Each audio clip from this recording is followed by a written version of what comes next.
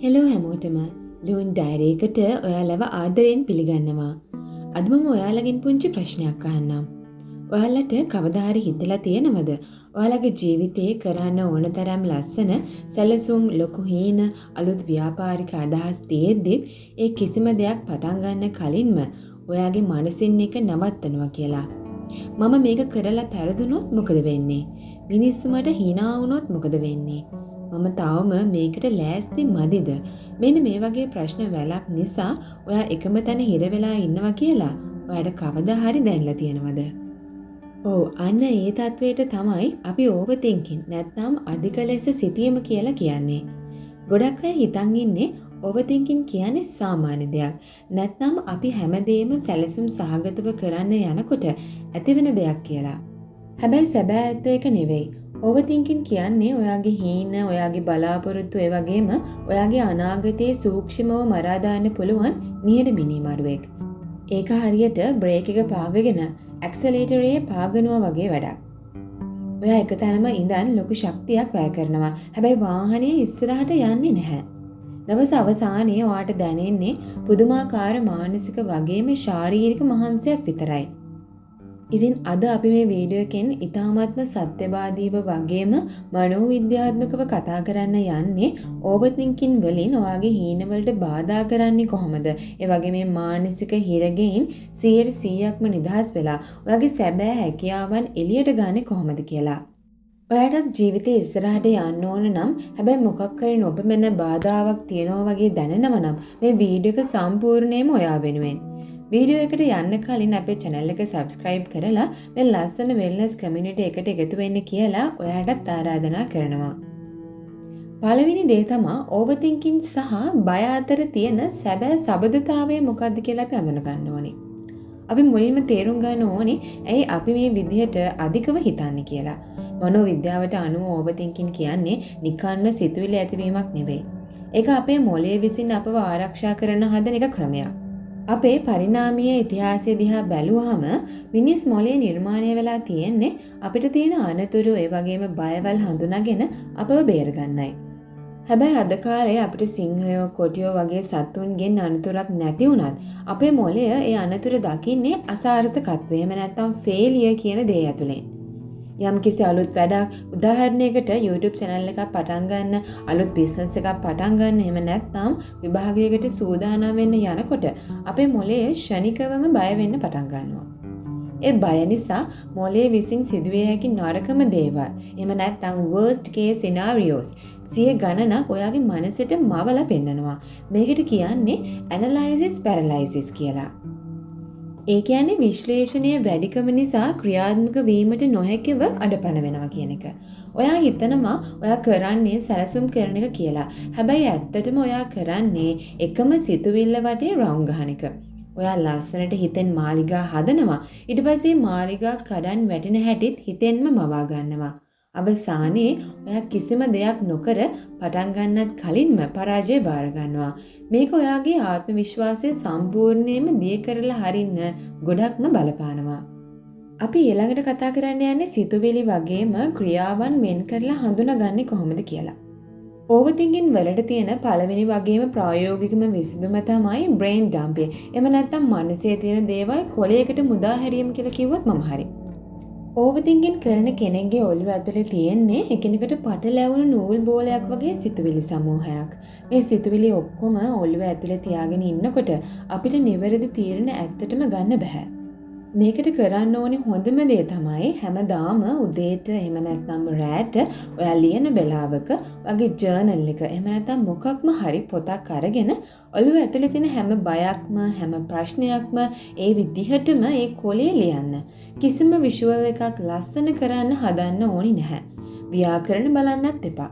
ඉංග්‍රීසියෙන් එහෙම නැත්නම් සිංහලෙන් එහෙම නැත්නම් දෙමළෙන් ඔයා කැමති භාෂාවකින් ලියන්න. ඔයාට හිතන දේ ලියන්න. මට බයයි. මම මේකෙන් අසාර්ථක වෙයි කියලා මට බයයි. මට හිතෙනවා මිනිස්සු මට hina වෙයි කියලා. මට මිනිස්සු hina වෙනවා. මට රස්සාවක් නැහැ කියලා. මම ලස්සන නැහැ කියලා මට hina වෙනවා. අන්න ඒ වගේ ඔයාට හැම දෙයක්ම ලියන්න පුළුවන්.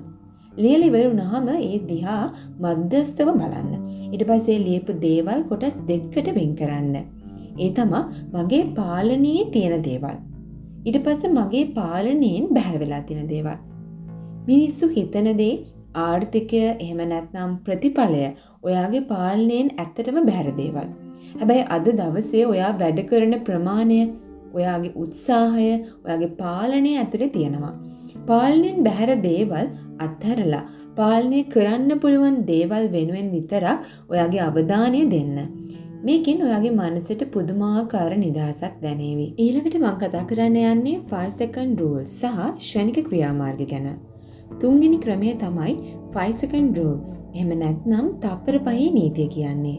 මේක ලෝක ප්‍රකට ලේඛිකා මෙල් රොබින්ස් විසින් හඳුන්වා දුන්න ඕවර්තින්කින් වලට තියෙන හොඳම බෙහෙතක්.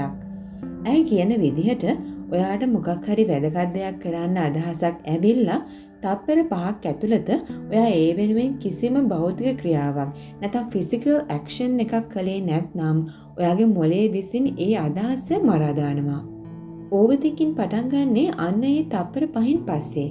උදාහරණයක් කිව්වොත් ඔයාට උදේ 5ට ඇහැරිලා පාඩම් කරන්න එහෙම නැත්නම් වැඩ කරන්න ඕන කියලා හිතනවා. එලාම් එක වදිනවා. ඔයා තප්පර 5ක් ඇතුළත ඇඳෙන් බැස්සේ නැත්නම් ඔළුව ඇතුලෙන් කියන්න පටන් ගන්නවා. අද වැස්ස. තව විනාඩි 5ක් නිදාගත්තට කමක් නැහැ. ඊයේ රාත් නිදි නැහැ. එහෙම කියලා. අවසානයේ ඔයා එතනත් පරාදයි. ඒ නිසා ඔයාට යම් හීනයක් වෙනුවෙන් වැඩ කරන්න ඕන වුණ ගමන් හිත ඇතුලෙන් ආපස්සට ගණන් කරන්න. 5, 4, 3, 2, 1 ඒ විදිහට. ශනිකවම ඒ වැඩේට බහින්න. පෝස්ට් එකක් ඩිසයින් කරන්න ඕනි නම් ඒ විදිහට ගණන් කරලා කම්පියුටර් එක ඇක්ටිවේට් කරන්න. ඔයා කරන වැඩේ පර්ෆෙක්ට් කරන්න හිතන්න එපා. වැදගත් වෙන්නේ පටන් ගැනීම විතරයි. Imperfect action is always better than perfect inaction.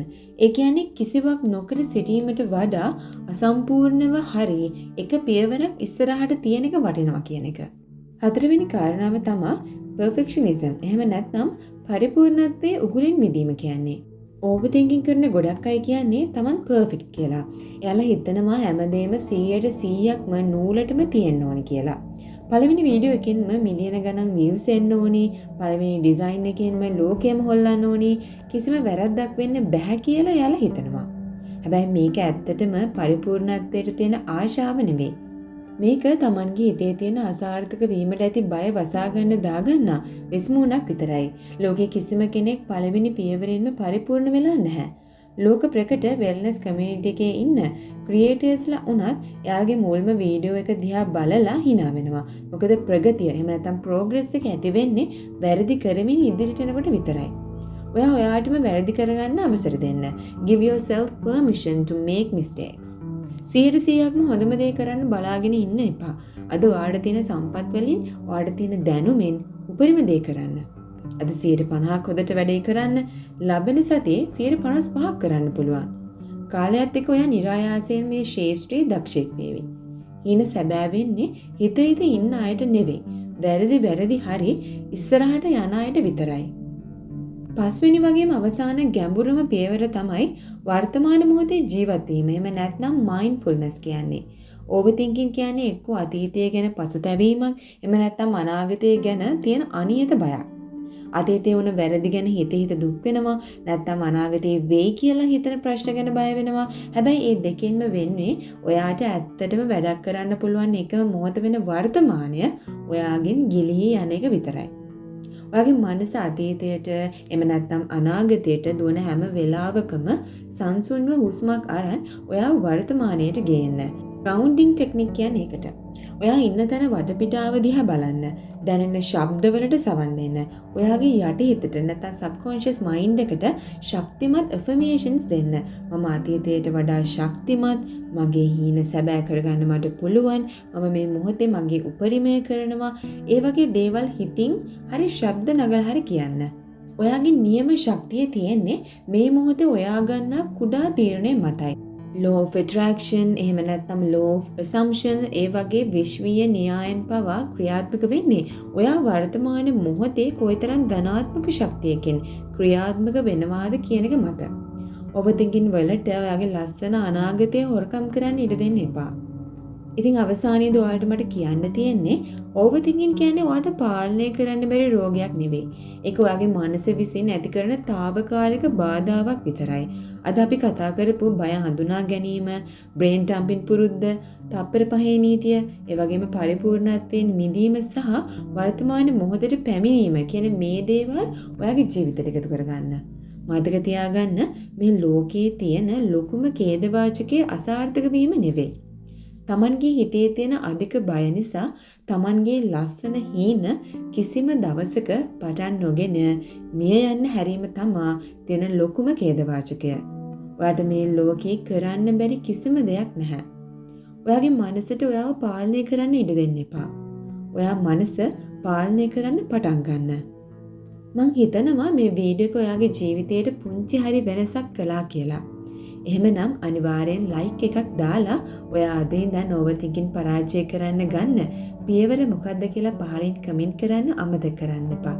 ඔයා වගේම ඕවර්තින්ක් කරන ඔයාගේ ආදරණීය යාළුවෙක් ඉන්නවනම් එයාටත් බලන්න මේ වීඩියෝ එක ෂෙයා කරන්න. ආපහු ඔයාගේ ජීවිතය හැඩගස්වන මේ වගේම වීඩියෝ එකකින් හමු වෙමු. හැමෝගෙම හීන හැබෑ වෙන සුබම සුබ දවසක් වේවා. කියන්නෙන්නම්